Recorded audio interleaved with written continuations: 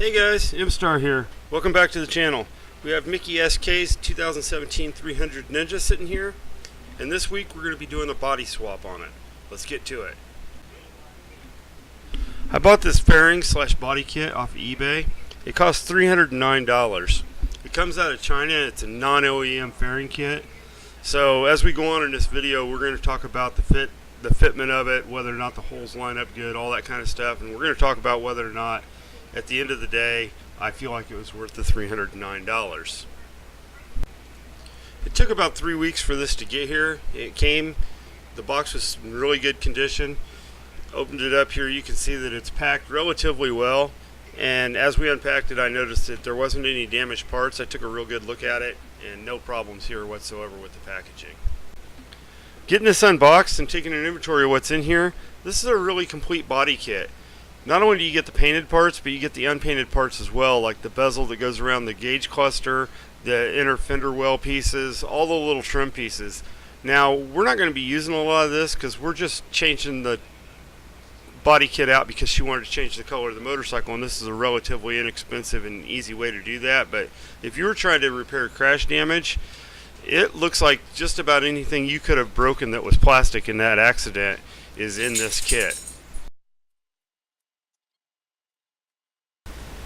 The seller's page on eBay did recommend that this kit be installed by a professional. Now, I'm not a professional, but I went ahead and winged it anyway, and it didn't really give me any issues. Just remember when you're doing this to take lots of pictures, or better yet a video. That way you can reference it when you're putting it back together.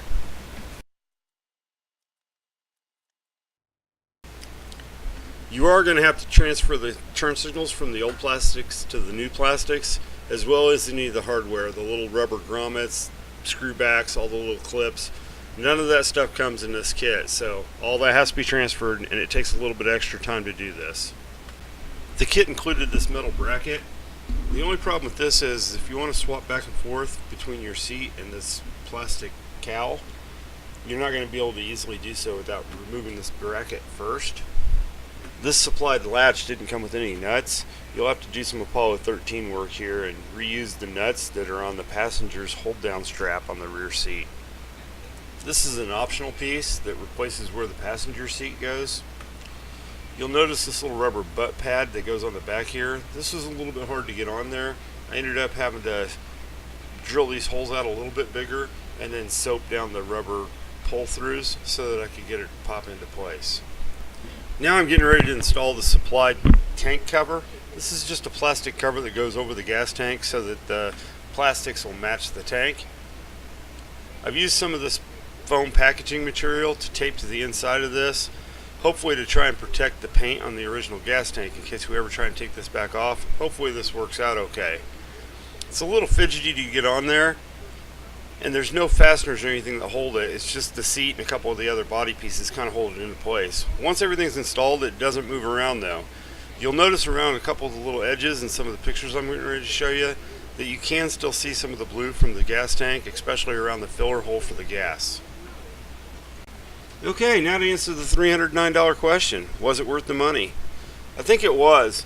The plastic quality on this felt pretty much like the OEM stuff did, and the fitment was really good. All the holes were pretty much where they needed to be, and I only had a couple minor little problems like the butt pad where it hooked onto the rear seat cowl, and the tank cover not quite covering the tank entirely, and like I showed you, you can kind of see a little bit of blue around it. But other than that, the fitment was really good. The paint quality isn't as good as the stock paint.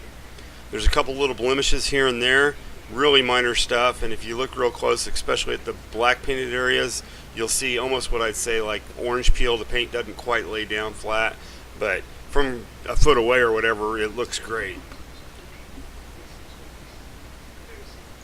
The most important thing is though, Mickey SK is really happy with her new purple motorcycle.